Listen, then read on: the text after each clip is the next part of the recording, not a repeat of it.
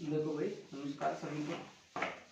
अपना first book अपन ने start कर दी थी उस दिन ना, थोड़ी सी स्टार्ट करी थी। उसके ऊपर एक लाइन पे एक परिभाषा में लिखा गया था और अपन ने चर्चा करी थी हनुमान जन्मोत्सव के दिन। उसके बाद एक दिन छुट्टी पड़ गई बीच में। बाकी आज अब अपनी क्लास कंटिन्यू चलेंगे। अब संडे वनडे जो है वो करेंगे, जो संडे की तो छुट्टी रखेंगे, बाकी गवर्नमेंट छुट्टी रहेंगी उनको देख लिया करेंगे, नहीं तो नहीं रखेंगे तो रख लेंगे क्लास। बाकी अभी तो एग्जाम चलेंगे, जब गवर्नमेंट छुट्टियाँ जो आएंगी उनको तो आप छुट्टी मान लो, क्योंकि तैयारी भी करनी होती है। बाकी अदरवाइज क्लासेस चलेंगे अपन जैसे चल रहे डेली वैसे वैसे क्लासेस। एग्जाम में भी क्लासेस चलेंगी, बस जैसे मान लो एग्जाम में अम्बेडकर जयंती आएगी तो उस दिन छुट्टी कर लेना, तुम कोचिंग की छुट्टी कर देंगे, ताकि ये रहेगा भाई तुम तैयारी भी कर लो। सही है ना। बाकी अदरवाइज अपनी क्लासेस जैसे डेली शेड्यूल चल रही है वैसे डेली चलती रहेगी, 1 घंटे में कुछ नहीं ज़्यादा। बस थोड़ा सा मेरा एक निवेदन है कि टाइम का फिक्स ध्यान रखो, बस थोड़ा सा। 6:30 है तो 6:30 ही पहुँचो, क्योंकि देखो अभी से अगर पंक्चुअलिटी बनाओगे ना तो आगे तक रहोगे आप। अभी से पंक्चुअलिटी नहीं बनाओगे तो आगे नहीं कर पाओगे, ठीक है ना। तो देखो अपने पास में फर्स्ट फिजिक्स में अपना चैप्टर फर्स्ट चल रहा है, लिख लिया होगा शायद, मैंने पढ़ा है इतना। एक लाइन वगैरह मैंने ऑनलाइन क्लास डाल दी थी, लिखने लिख लिया होगा ना। हाँ उसने तो नहीं लिखी, क्या करोगे लिखकर, क्या मतलब ही था ये ना, पढ़ना थोड़ी है हमको। तो चैप्टर फर्स्ट चल रहा है अपना। फर्स्ट में हमारा जो चैप्टर है वैद्युत क्षेत्र तथा आवेश, ये अपना चैप्टर चल रहा है, ठीक है। इसमें सबसे पहले हम इसकी बात करें और इसकी शुरुआत करें और इस चैप्टर को हम अच्छे से लेके चले। देखो चैप्टर बहुत इंपॉर्टेंट है, कम से कम तुम्हारे एग्जाम में आएगा तो 4 नंबर का आएगा ये चैप्टर, 4 नंबर का चैप्टर आएगा। और ये तय मान लो इसमें से न्यूमेरिकल भी है, पक्का मान लो 1 2 3 यहाँ से तो न्यूमेरिकल 100% आता है। इसलिए इन चैप्टरों की छोटी छोटी चीजों को अच्छे से पढ़नी है अपन। तो क्या होता है भाई वैद्युत क्षेत्र और क्या होता है आवेश, सुनो इसमें क्या क्या पढ़ेंगे। देखो सबसे पहले हम जनरल बातें कर लेते हैं कि हमने छोटे क्लासों में क्या किया। हम छोटे छोटे थे जब, कि हमने स्केल को सिर पे रगड़ा और रगड़ने के बाद हम कागज के छोटे छोटे टुकड़े करे, उनको नहीं चिपकाया, चिपकाया था ना। तो वो क्या कर रहा था, आवेश आवेश उसमें उत्पन्न हो रहा था। जैसे स्केल था वो प्लास्टिक का था और अपने पास में जो कागज था अपने पास में, उसको जैसे हमने रगड़ा तो वो क्या हुआ, घर्षण के कारण आवेशित हो गई और उन्होंने उसको अपनी ओर आकर्षित किया। क्यों किया, कैसे किया, उनकी डिटेल हम इस चैप्टर में जो फर्स्ट जो 2-3 टॉपिक चलेंगे, आवेशन, उनकी फिर विधियां, मतलब घर्षण के द्वारा, प्रेरण के द्वारा, चालन के द्वारा, तो ये सारी डिटेल से हम पढ़ेंगे। तो सबसे पहले इसकी हम चर्चा करते हैं स्तर वैद्युत की। ये पाठ का नाम स्तर वैद्युत की भी है। स्तर वैद्युत की में होता क्या है कि भाई भौतिक विज्ञान की वह शाखा जिसके अंदर हम स्थिर आवेशों का अध्ययन करते हैं, वो हमारी क्या कहलाते हैं, स्थिर वैद्युत की कहलाती है। जैसे एग्जाम्पल फोटोकॉपी की मशीन, छाया प्रति मशीन, भूकंप लेखी। फोटोकॉपी की जो मशीन है उसमें स्थिर आवेशों का क्या किया जाता है भाई, अध्ययन किया जाता है। जैसे अपने पास में फोटोकॉपी की मशीन है, वो मशीन रखी रहती है, उसको जैसे उठा के उसके अंदर कागज डाला जाता है, जैसे ही उसको क्या वापिस ही दबाया जाता है तो फ्लैश सा जलता है और फिर वो अंदर जाके फिर निकाल के आता है। तो ये इसके एग्जाम्पल है। तो छोटी सी लाइन लिख लो, मैं लिखा चुका, जो नहीं आए थे वो लिख लो कि भौतिक विज्ञान की वह शाखा जिसमें स्थिर आवेशों का अध्ययन किया जाता है, भौतिक विज्ञान की वह शाखा जिसमें स्थिर आवेशों का अध्ययन किया जाता है। घुमाने बाइंडिंग के लिए आएगा वो भी, वो तो सब में बाइंडिंग है, इसके लिए बाइंडिंग। भौतिक विज्ञान की वह शाखा जिसमें स्थिर आवेशों का अध्ययन किया जाता है, स्थिर वैद्युत की कहलाती है। उदाहरण देखो, फोटोकॉपी की मशीन, या हिंदी में लिख लो छाया प्रति मशीन, स्थिर आवेशों का अध्ययन किया जाता है। स्थिर आवेशों, तो चांटा दूंगा और घुमान में लाल पेन साथ में रखकर, लाल है नीला, हाँ हेडिंग लगाने के लिए बिल्कुल। स्थिर आवेशों का अध्ययन किया जाता है, ठीक है। स्थिर वैद्युत की कहलाती है। स्थिर वैद्युत के अनुप्रयोग, अनुप्रयोग अनुप्रयोग अनुप्रयोग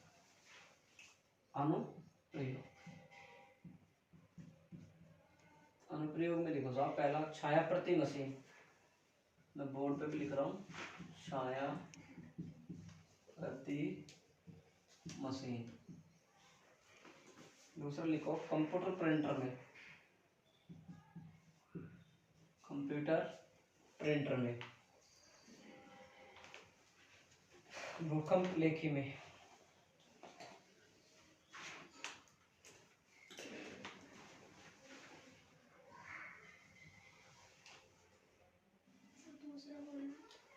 कंप्यूटर प्रिंटर में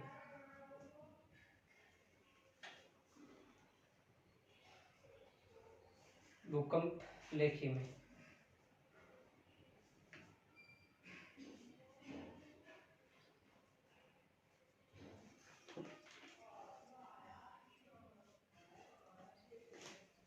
ठीक है। अब हेडिंग लगाओ वैद्युत आवेश।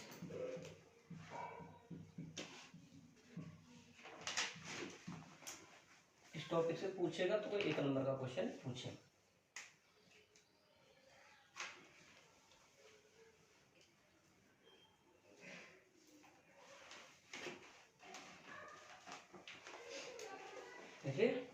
देखो भाई कि लगभग 600 वर्ष पूर्व, सुनो भाई कि लगभग 600-700 ईसा वर्ष पूर्व की पहले की बात है कि एक ग्रीक निवासी थेल्स वैज्ञानिक था। इस वैज्ञानिक ने क्या किया कि एक पदार्थ था एम्बर नामक। अब एम्बर नामक पदार्थ क्या होता है? एक पीले रंग का पदार्थ होता है, प्लास्टिक सागर में पाया जाता है। तो उस जो एम्बर नामक का जो पदार्थ था उसको क्या किया उसने ऊन के कपड़े से रगड़ा। तो रगड़कर उसने देखा कि जो अपने पास मिट्टी के कण थे, छोटे छोटे और अदर कण थे, उनको उसमें आकर्षित करने का गुण पाया गया। जो थेल्स, सुनो एक इंसिडेंस है, ये थेल्स नामक जो वैज्ञानिक था 600 साल पूर्व ग्रीक निवासी था वो, उसने क्या किया अपने एम्बर नामक जो पदार्थ था, एम्बर नामक पहले बच्चे पूछते थे एम्बर होता क्या है, तो पीले रंग का पदार्थ होता है, प्लास्टिक सागर में पाया जाता है। तो इसको उसने क्या किया भाई उनके कपड़े से रगड़ा, तो मिट्टी के कण आदि उसको क्या करने लग गए, अपनी ओर आकर्षित करने लग गए, मतलब उसमें आकर्षित करने का गुण पाया गया। तो फिर बाद में जो इसी के आधार पर ग्रीक भाषा में जो इसने देखा कि इसी के आधार पर जो एम्बर नामक पदार्थ था, ये एम्बर आपके पास में ये रहा, इसको क्या कहा इसने ग्रीक भाषा में इलेक्ट्रम कहा। क्योंकि क्यों कहा एम्बर नामक पदार्थ? क्योंकि इसमें क्या किया, जैसे उनके कपड़े से इसने इसको रगड़ लिया, रगड़ने के दौरान इसमें क्या किया, मिट्टी के कण आदि को आकर्षित करने का गुण पाया गया। तो इलेक्ट्रॉन हम जानते हैं क्या होता है, ऋणावेशित होता है नहीं होता है। तो इसने कणों को अपनी ओर क्या किया, अट्रैक्ट किया। तो अट्रैक्ट करने के दौरान इसी चीज को इसने क्या कहा, इलेक्ट्रॉन, और इसी के आधार पर नाम पड़ा विद्युत की या स्थिर वैद्युत की, ये इसका नाम पड़ा चैप्टर का। समझो मेरे पास, वापिस से समझो कि आपका एम्बर जो पदार्थ था, ये वाला पदार्थ था आपके पास, इसको आपने इस कपड़े से रगड़ लिया। जैसे सपोज करो आप थोड़ी देर मानो कि हमारी साइकिल पंचर हो जाती है, तो रेग मार से ट्यूब को रगड़ता है, और रगड़ने के दौरान वो जो छोटी सी जो पत्ती लगाता है वो तुरंत चिपक जाती है। लगाने के दौरान वो जो भी ट्यूब वगैरह लगाता है तो उसको जैसे लगाता है तो तुरंत रगड़ते हैं, उसमें उसको अट्रैक्ट करने की प्रवृत्ति। कहने का मतलब हमने, या फिर हम यूँ देखें कि हम थोड़ी देर बैठे हैं और एक कुर्सी पे, हम जैसे प्लास्टिक की कुर्सी पे शादियों में टाइम पे यूँ बार बार यूँ हाथों में ले तो बाल को चिपकने के से वो महसूस होता है हमको। कई बार हम देखते हैं टीवी की स्क्रीन साफ करते हैं तो यूँ करते हैं ना हाथ को, तो वो टीवी की जो स्क्रीन है वो जो हाथों में बाल होते हैं छोटे छोटे, उनको अट्रैक्ट करने की प्रवृत्ति होती है। देखा करो कभी वो चिपकाने की, मतलब वो हाथ के बाल है वो उनके चिपकते झंझनाट सा उठता है अपने हाथों में। तो ये कभी आपने भी प्रयोग करके देखा होगा, नहीं देखा है तो आज जाके करके देख लेना, मालूम चल जाएगा। अब बाद में देखो भाई कि वैद्युत आवेश की परिभाषा होती क्या है भाई, देखो सुनो कि पदार्थ का वह गुण होता है जिसमें विद्युत क्षेत्र और चुंबकीय क्षेत्र उत्पन्न होते हैं, वो हमारा क्या कहलाता है, वैद्युत आवेश कहलाता है। क्यों भाई? क्योंकि स्थिर आवेश के कारण तो क्या उत्पन्न हो रहा है, विद्युत क्षेत्र उत्पन्न हो रहा है, और गतिशील आवेश के कारण क्या हो रहा है, चुंबकीय क्षेत्र उत्पन्न हो रहा है। हम यहाँ 3 चैप्टरों में तो स्थिर आवेश की बात कर लेंगे, और जैसे मैग्नेट चालू हो जाएगा वहां हम गतिशील आवेश, और गतिशील आवेश के कारण जो धारा बहेगी फिर उसके कारण जो उत्पन्न होगा वहां पे प्रभाव वो चुंबकीय क्षेत्र कहलाएगा, वो आगे बात करेंगे चौथे चैप्टर। तो बात समझ में आई आपको सबसे पहले कि स्थिर वैद्युत की थी, स्थिर वैद्युत की में क्या था भाई, अपने पास स्थिर आवेश या स्थिर आवेशों के समूह का अध्ययन किया जाता है। जैसे फोटोकॉपी की मशीन कोई बिल्कुल स्थिर आवेश थे उसमें, और उसका हमने अध्ययन किया।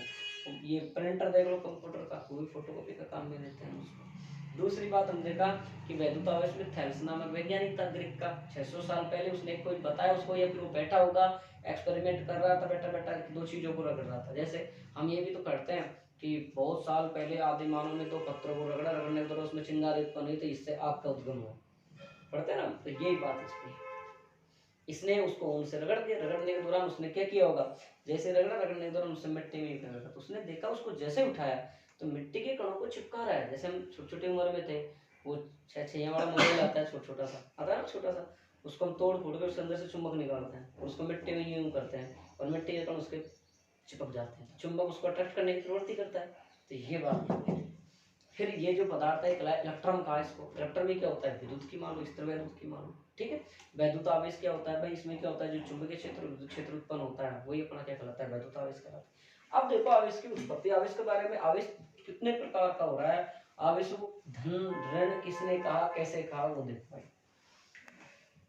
कि बाद में इसने क्या बताया, आगे जाके चला, आगे जाके और इसने थोड़ा थोड़ा और आगे देखा कि चलो मैंने एक चीज को रगड़ के देख लिया, अब मैं मान लो और चीजों को रगड़ के देखूं, तो मान लो मैं कांच की छड़ को रेशम के कपड़े से रगड़ के देखूं, तो एबोनाइट की छड़ को मैं बिल्ली खाल से रगड़ के या की छड़ को रगड़ के देखूं, तो फिर उसने देखा मैं प्लास्टिक की जो छड़ होती है आपके पास, उसको मैं उनके कपड़े से रगड़ के देखूं, तो इन सबको इसने रगड़ रगड़ के देखा। जैसे ही इसने एक चीज का प्रयोग कर लिया, उसके बाद में इसने दूसरा प्रयोग किया, दूसरे प्रयोग में इसने क्या किया भाई, कि इसने क्या किया कि जो हमारे पास में कांच की छड़ थी उसको तो इसने रेशम के कपड़े से रगड़ दिया।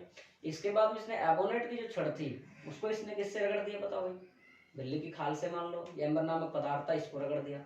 उसके बाद इसने प्लास्टिक की जो छड़ थी आपके पास उसको उनके कपड़े से कर। ये सब पदार्थ देखो, इसको आप संगम में बना सकते हो कि जैसे हमारे पास सर कांच की छड़ थी, ये तो हमारे रेशम के कपड़े से थी, ठीक है। और हमारे पास आगनूस मान लो, या फिर हमारे पास क्या मान लो, एम्बर मान लो, एम्बर नामक पदार्थ को बिल्ली की खाल से रगड़ के देख लिया। इसके बाद में इसने तीसरे प्रयोग क्या किया भाई, प्लास्टिक की छड़, प्लास्टिक की छड़ को किससे रगड़ के देख लिया इसने, ऊन के कपड़े से। इस सब में आकर्षण करने की प्रवृत्ति करने की पाई गई। हम आगे पढ़ेंगे, आपके माइंड में एक बात आ जाए, सर आप ये बार बार ये चीजों को ले लो, मैं यूं कह दूं अगर दो कांच की छड़ ले लो सेम सेम, अब उनको आप रेशम छड़ से कपड़े से रगड़ कर लटका दो तो उनमें क्या होगा, तो जब दो समान प्रवृत्ति की कांच की छड़ लोगे आप, मैं थोड़ा डिटेल से चल रहा हूँ, फिर मैं आगे लिखाऊंगा अभी थोड़ा सा, बाकी अलग टॉपिक लगवा के लिखवाऊंगा इसको मैं, लेकिन बात आ गई तो मैं यहाँ समझा देता हूँ। जैसे मैंने एक ये कांच की छड़ ले ली, एक ये भी कांच की छड़, इसको रेशम के कपड़े से रगड़ कर लटका दी, तो ये समान है, तो इनको जैसे ही लटकाया मैंने, तो ये एक दूसरे के पास आना पसंद नहीं करेंगे, एक दूसरे के होंगे दूर होना पसंद करेंगे, समान समान है।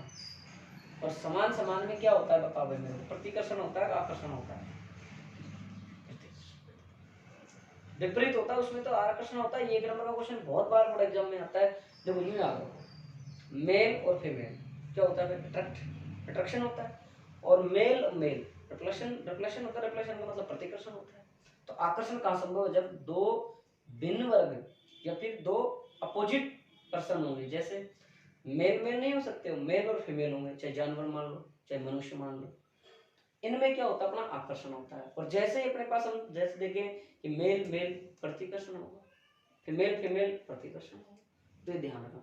चुंबक में चीजें चेंज हो जाएंगी, जो एक टॉपिक में चेंज होंगी, ये वाली बात जो मैंने लास्ट ईयर बताया था, और बोर्ड एग्जाम में एक नंबर का क्वेश्चन आया था, जो रिक्त स्थान आया था। चुंबक में अलग सिस्टम हो जाएगा, चुंबक में जब एक टॉपिक आएगा चौथे पार्ट में, दो धारावाही चालक तार लेंगे और उनमें धारा बहेगी, उनमें अलग हो जाता है, उनमें समान समान में तो क्या होता है आकर्षण, और भिन्न भिन्न में क्या होता है प्रतिकर्षण। माँ अलग ध्यान रखना है, वो चीज सही है, बाकी यहाँ अपन को ये ध्यान रखना है। जैसे कांच की और इसकी प्लास्टिक की छड़ को रगड़ कर मैं लटका दूंगा, तो ये क्या करेंगे पास पास आना कर। तो उपरोक्त सब चीजों से निष्कर्ष निकाला इन्होंने कि इन्होंने क्या किया, आगे जाके इन्होंने निष्कर्ष निकाला, निष्कर्ष निकालने के दौरान इन्होंने एक चीज कही कि भाई समान समान के मध्य तो क्या उत्पन्न हो रहा है प्रतिकर्षण, और असमान के वस्तुओं के मध्य क्या उत्पन्न हो रहा है आकर्षण। तो बेंजामिन फ्रैंकलिन नामक वैज्ञानिक, ये क्वेश्चन आ सकता है बोर्ड एग्जाम में, कि बेंजामिन फ्रैंकलिन नामक वैज्ञानिक ने क्या किया, प्लास्टिक की जो छड़ थी या रोड थी, उसके ऊपर जो आवेश था वो कौन सा था, धनावेश था, समझ रहे हो मेरी बात। और उनके कपड़े पर जो था वो क्या था भाई, बस ऋणावेश। कभी कभी आपने देखा होगा, अभी मतलब ना सनफ सरदार, कभी कभी मेरे मन में एक ख्याल आता है, वो एक अलग बात। तो सीधी सी बात आपने देखा होगा, ऊन का कपड़ा था, सर्दियों के टाइम उसको आप डंडे से कूटते थे और उसमें मिट्टी निकलती थी। कई बार आपने टोपा लगाया, सुबह उठते बाल ऐसे जकड़े जकड़े हो जाते हैं, जैसे उसमें जैसे जैसे अपन कई बार झंझनाहट सा फील होता है, देखा होगा आपने, तो वो सब ये प्रोसेस। तो बाकी आपको समझ में है कि बेंजामिन फ्रैंकलिन ने आवेश को, धनावेश को तो जैसे प्लास्टिक की छड़ पे बताया, और जो अदर जो ऊन का कपड़ा था उस पर क्या बताया, ऋणावेश। बात समझ में आ गई, लिखवा दे आ गई, कार्तिक समझ में आ रही है? ध्यान दे के पढ़ना, मैं पूछ लूंगा बीच में कहीं से, ध्यान रखना, लिखो भाई। वैधता लगभग 600 ईसा पूर्व, लगभग 600 ईसा वर्ष पूर्व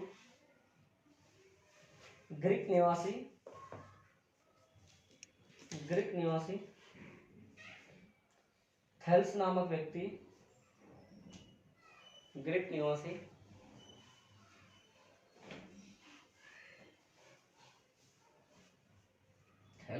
नामक व्यक्ति ने एम्बर नामक पदार्थ को ऊन से रगड़ा।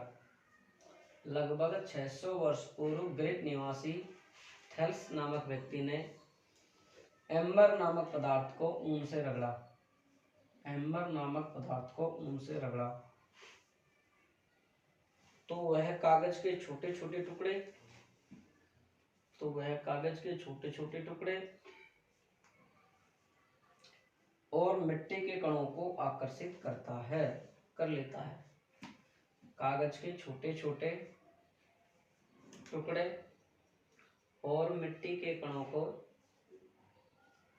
आकर्षित कर लेता है।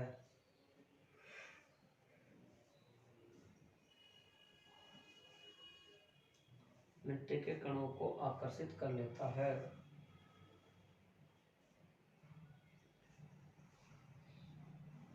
क्लियर? एम्बर को ग्रीक भाषा में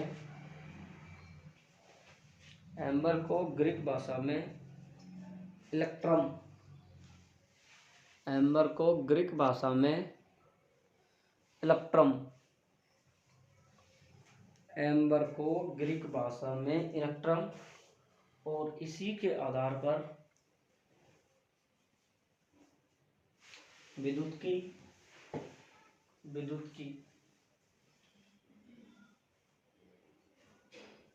स्थिर विद्युत के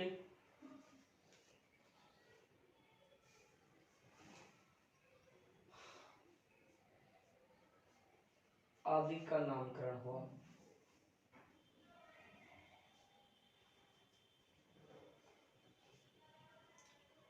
स्थिर विद्युत की आदि का नामकरण हुआ।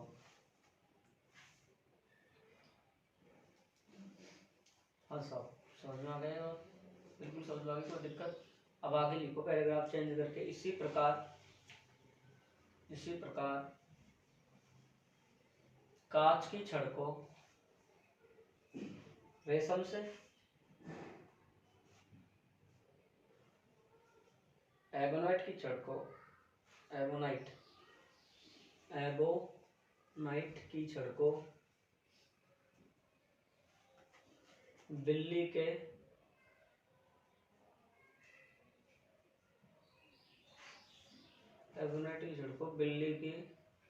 खाल से और प्लास्टिक की छड़ को ऊन से रगड़ा तो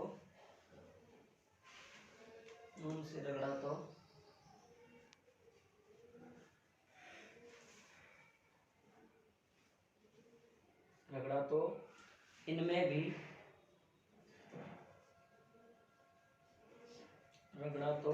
भी एम्बर की भांति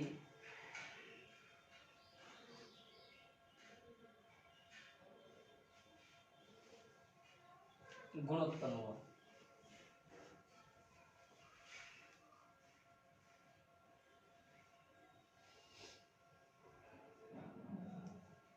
किसी पदार्थ का वह गुण, क्या तुम स्कूल ले जाओगे? किसी पदार्थ का वह गुण जिसके कारण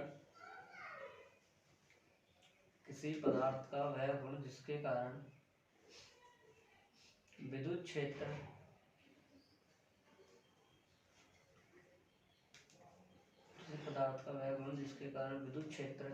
और चुंबकीय क्षेत्र उत्पन्न होता हो विद्युत आवेश कहलाता है। चुंबकीय क्षेत्र उत्पन्न हो विद्युत आवेश कहलाता है। कार्तिक कॉपी चेंज कर लेना, छोटी है बेटा। कल कॉपी नहीं मिली मेरी, 3 से मंगाई थी मैंने। विद्युत क्षेत्र और चुंबकीय क्षेत्र उत्पन्न हो विद्युत आवेश कहलाता है। आगे लिखो भाई, बेंजामिन फ्रैंकलिन नामक वैज्ञानिक ने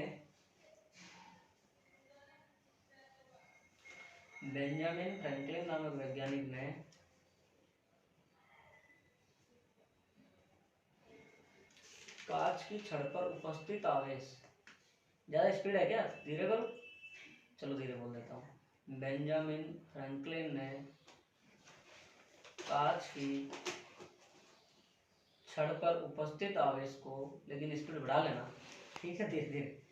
कांच की छड़ पर उपस्थित आवेश को, कांच की छड़ पर उपस्थित आवेश को धनावेश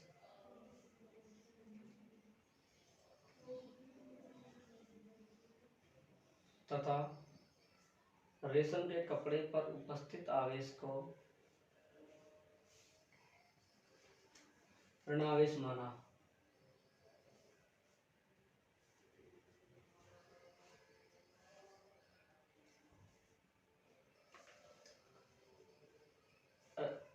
ऐसे देखो, ये एग्जाम्पल को ऐसे समझो, सुनो भाई मेरी बात। मान लिए स्केल ले लियो, अब इसको देखो खोपड़ी पर रगड़ा, और ये आवेशन जो उत्पन्न होने की प्रक्रिया, ये घर्षण के कारण ही तो हो रही है। घर्षण ही तो लग रहा है, जैसे मैंने स्केल को रगड़ा तो घर्षण ही तो कर रहा हूँ। रगड़ कर मैंने एक कागज के टुकड़े इस बेंच पे पटक रखे हैं।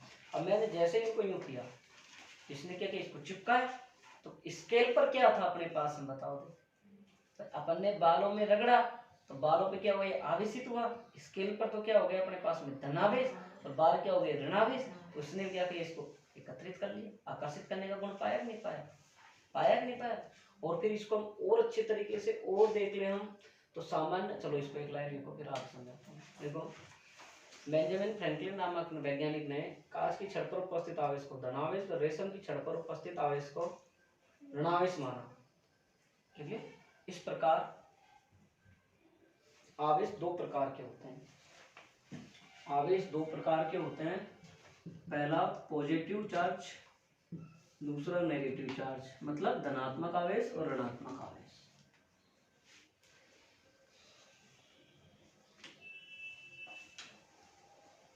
देखो भाई समझो, मैंने क्या क्या बताया कि थैलस था वैज्ञानिक, ठीक है। हालांकि बाद में जाके इसको और वैज्ञानिकों ने समझाया था, ग्लम्बर आ गया था, कोई कई आ गए थे, कई वैज्ञानिकों ने धीरे धीरे इसको समझा दिया था, तो बाकी मैंने तो इन नहीं समझाया था।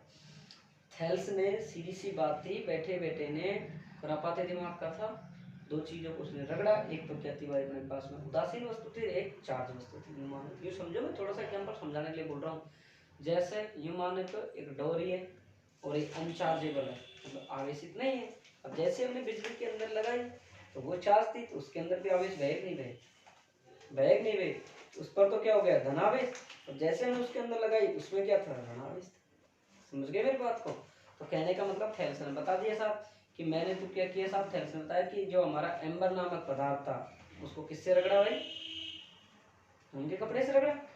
रगड़ने के दौरान उसमें क्या हुआ, कागज के टुकड़े मिट्टी के कणों को आकर्षित करने की प्रवृत्ति पाई गई। तो उसने देखा कि जो एम्बर नामक पदार्थ था, जो आकर्षित करने की गुण पाया जा रहा है, और आकर्षित करने का जो गुण पाया जाता है, तो कहने का मतलब कहीं ना कहीं इलेक्ट्रॉन से चीजें जुड़ी हुई हैं, और इलेक्ट्रॉन से चीजें जुड़ी हुई हैं तो ही तो विद्युत की कहलाएगी, तो ही तो करंट सिटी कहलाएगी, तभी तो इसका नाम इंग्लिश में इलेक्ट्रोसिटी है। इलेक्ट्रोसिटी का मतलब इलेक्ट्रोसिटी, इलेक्ट्रॉनों का शहर।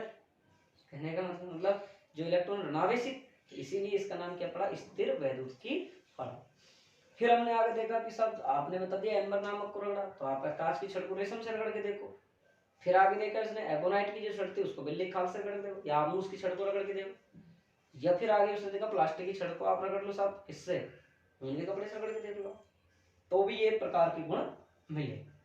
तो कहने का मतलब लास्ट में उन्होंने बताया कि ऐसे पदार्थ जिसके कारण विद्युत क्षेत्र चुंबकीय क्षेत्र उत्पन्न हो उनको हम कहते हैं वैद्युत आवेश कहलाते हैं हमारे पास। और फिर बेंजामिन फ्रैंकलिन नामक आकर वैज्ञानिक ने ये तो इतना ही बताया, दूसरे साइंटिस्ट ने आगे देख के आगे जो एक्सपेरिमेंट को आगे बढ़ाया, तो उसने देख कर बताया कि साहब जो आपने जो वस्तु थी ना, जो प्लास्टिक की, इसको आपने रगड़ा था, इस पर तो धनावेश था, और रगड़ा था वो क्या थी अपने पास में ऋणावेश, इसके कारण थे तो इस पर आवेश आए थे। तो फिर इसने बताया जब दो चीजें हो गई तो धन हो गए ऋण हो गए। तो बेंजामिन ने आगे तुरंत बता था कि आवेश दो प्रकार के होते हैं, तो धनावेश और एक ऋणावेश। क्वेश्चन आ जाए कि एम्बर नामक पदार्थ को ग्रंथ भाषा में क्या कहते हैं, इलेक्ट्रॉन कहते हैं। क्वेश्चन आ जाए अपने पास में आवेश को सबसे बारे में किसने बताया, बेंजामिन फ्रैंकलिन नामक वैज्ञानिक। दो प्रकार के आवेश बताए, कौन कौन से, धनावेश और। क्वेश्चन के लिए कोई दिक्कत। अब आगे थोड़ा सा हम और चर्चा करते हैं, थोड़ी सी हम ज्यादा स्पीड से तो नहीं चल रहा हूँ, अभी तो धीरे धीरे चलेंगे अप्रैल अप्रैल, ठीक है, 15 मई तक तो स्लो स्लो।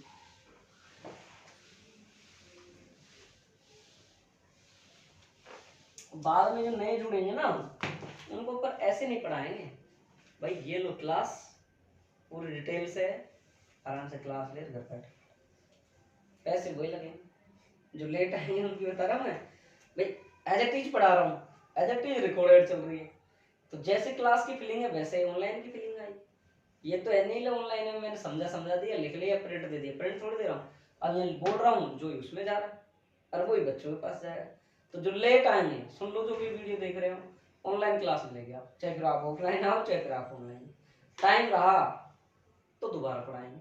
आप जानते हो फिर एक बार सिलेबस चल जाता है तो दोबारा तो फिर घास इकट्ठे जाता है, लेट आते हैं तो इसलिए जो भी महानुभाव ये वीडियो देख रहे हैं और जो ज्वाइन नहीं किया वो ज्वाइन करेंगे जल्दी से, ठीक है।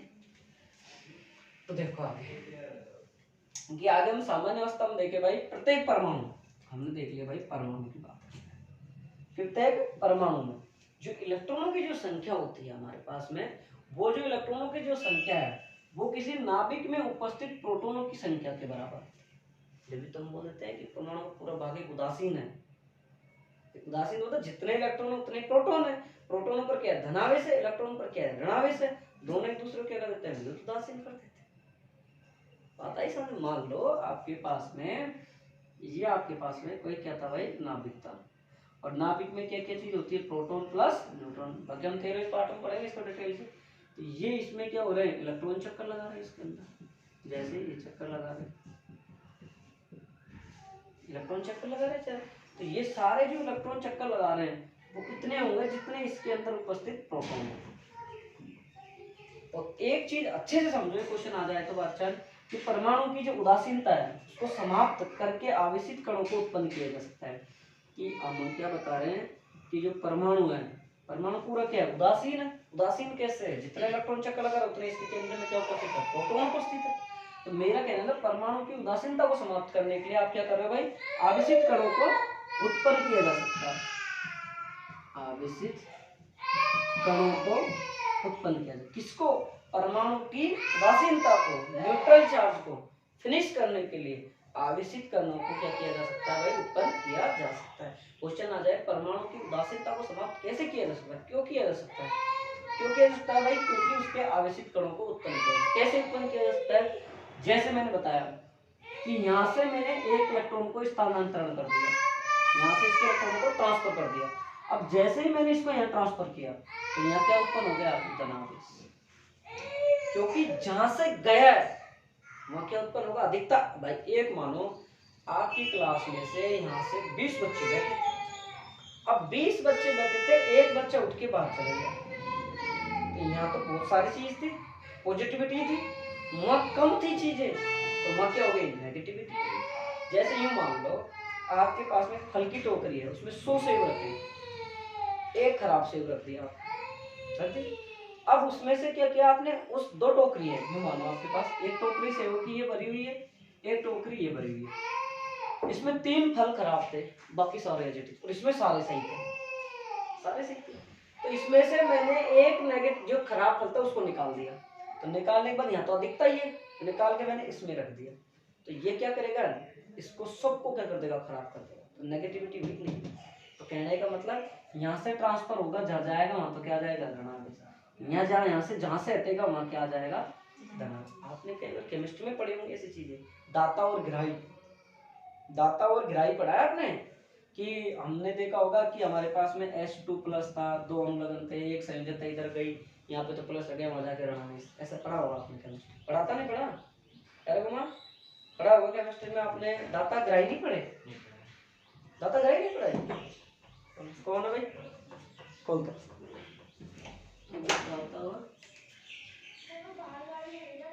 हटाओ, अच्छा जाजू कार्तिक गाड़ी हटा, ठीक है। दाता और ग्राही समझ में आ गई, आई बात समझ, देखो मैं वापस समझाता हूँ, दाता और ग्राही का मतलब क्या होता है, चलो केमिस्ट्री पढ़ा लेते हैं। दाता का मतलब होता है देने वाला, दाता का मतलब होता है देने वाला, ग्राही का मतलब होता है ग्रहण करने वाला। जैसे किसी भी पदार्थ का, किसी भी चीज से हमने क्या मान लिया कि हमारे पास में से H हाइड्रोजन या क्लोरीन मान लिया, क्लोरीन पर क्या होता है ऋणावेश होता है, H Na के प्लस क्या होता है प्लस होता है कि नहीं होता है। तो हम यूं देखो, मैं ज्यादा डिटेल में मैं यूं मान लूं कि इसके ऊपर मान लो 6 है, तो ये क्या हो गया दाता हो गया, और सामने वाले के पास क्या है, मान लो मेरे पास में किसी के पास में 2 ही है, अब इसको और चीज चाहिए, तो ये तो क्या हो गया गहराई, और ये क्या हो गया देने वाला दाता। जैसे आपने पढ़ा होगा अमल और छाई, छार, अमल तो क्या होता है दाता, और छार क्या होता है ग्रहण करने वाला। समझ गए, गहराई हो गया। तो कहने का मतलब अपने बात ये है, समझ में आया कि प्रत्येक पदार्थ में जो परमाणु होता है उसमें जो इलेक्ट्रॉन चक्कर लगाते हैं, नाभिक क्या होता है, नाभिक क्या होता है, ये एक ऐसा पदार्थ होता है जिसके अंदर उस पदार्थ का संपूर्ण आवेश उसके अंदर केंद्रित होता है। जैसे मैंने पढ़ाया तुमको द्रव्यमान केंद्र, इस संपूर्ण भार उसका उसके केंद्र पर उपस्थित होता है। जैसे पूरे मैदान में फुटबॉल रखी है, ये तो द्रव्यमान केंद्र था, तो यही आपके पास क्या होता है नाभिक, कि एक ऐसा पॉइंट जहां पर उसका संपूर्ण आवेश या संपूर्ण भार उसका वहां पर केंद्रित, इसकी संपूर्ण आवेश यहाँ केंद्रित, ये क्या कहलाता है हमारा नाभिक कहलाता है। 10⁻⁻10 मीटर के आकार की कोटि का होता है। समझ गए, परमाणु 15 की पावर। ठीक है, आगे पढ़ेंगे परमाणु चैप्टर पढ़ेंगे, नाभिक चैप्टर पढ़ेंगे, जब पढ़ेंगे चीजों को हम अच्छे से। तो ये बात समझ में आ गई आपको कि हमारे जो इलेक्ट्रॉन थे यहाँ चक्कर लगा रहे थे चारों तरफ, इसके मैं उदासीनता को समाप्त करूंगा तो आवेशित कणों को उत्पन्न करूंगा, तो आवेशित कणों को उत्पन्न, इसमें अधिकता इलेक्ट्रॉन थे तो मैंने इसको ट्रांसफर किया, तो यहाँ भेज दिया मैंने। तो जहां से भेज रहा हूँ वहां तो क्या देखो, जहां अधिकता है वहां क्या आएगा धनावेश, जहां कमी है जहां हम भेज रहे हैं वहां क्या आएगा ऋणावेश। आपकी बात समझ, बिल्कुल समझ में आ गई, कोई दिक्कत। ये सारी चीजें थी, मैं एक लाइन और लिखा देता हूँ, लिखो। सामान्य अवस्था में, सामान्य अवस्था में प्रत्येक परमाणु में इलेक्ट्रॉनों की संख्या, सामान्य अवस्था में प्रत्येक परमाणु में इलेक्ट्रॉनों की संख्या इसके नाभिक में उपस्थित, उसके नाभिक में उपस्थित प्रोटॉनों की संख्या के बराबर होती है। नाभिक में उपस्थित प्रोटॉनों की संख्या के बराबर होती है।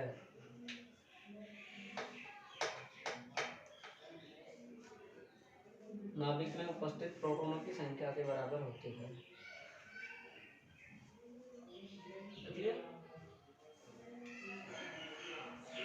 इसलिए परमाणु विद्युत रूप से उदासीन होता है।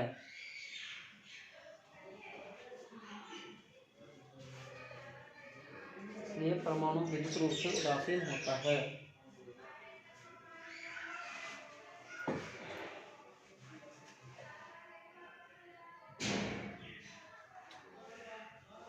परमाणु की विद्युत उदासीनता को समाप्त करने के लिए, परमाणु की विद्युत उदासीनता को समाप्त करने के लिए परमाणु की विद्युत उदासीनता को समाप्त करने के लिए आवेशित कणों को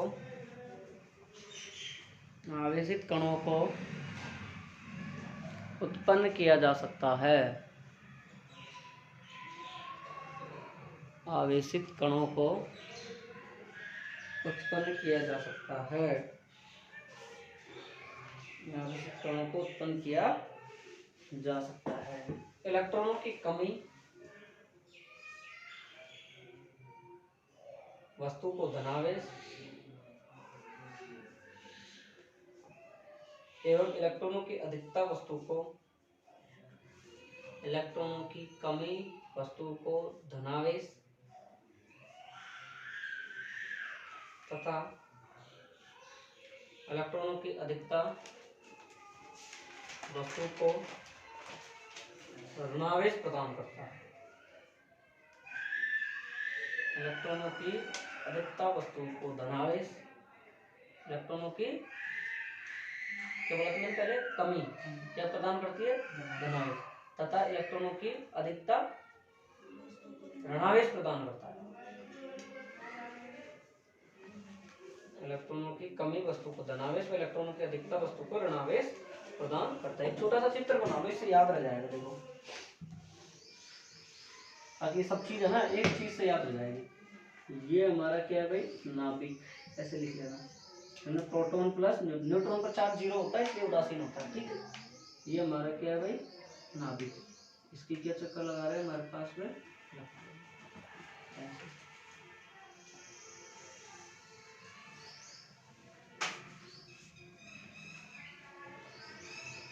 फिर इसको यूँ लिख लेंगे।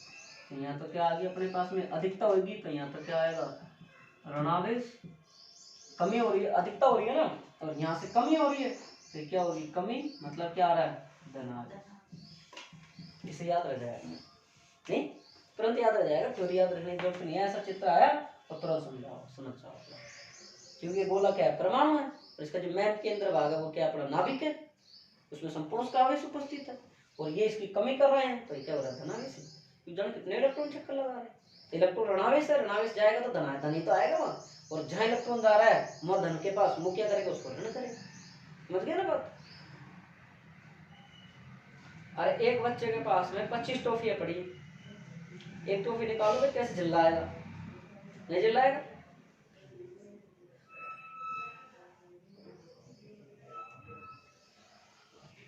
ये बात है साहब।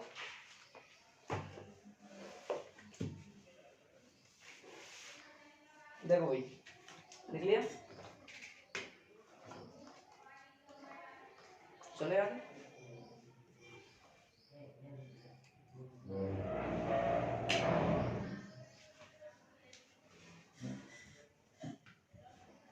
बना लिए ईमान, पेन वैन अच्छा रखा कर, कंजूस से नहीं, गला कमाता था खूब पैसा, कमजोर आदमी नहीं है। देखो भाई आगे सुनो, देखो आप सभी बच्चे बहुत अच्छे से, और बहुत बड़ी बात है कि आप 11th के एग्जाम से पहले ही आपने बैचे ज्वाइन कर लिया। सच बता रहा हूँ, आप सब लोगों को, जो भी बच्चे ज्वाइन कर रहे हैं उन लोगों को अपनी पढ़ाई अपने कैरियर के प्रति चिंता है, मैं साफ कह रहा हूँ। और जो लोग, मैं ऐसे नहीं कह रहा अरे सर तुम हमारे कोचिंग बढ़ाने के लिए कर, ऐसी बात नहीं है।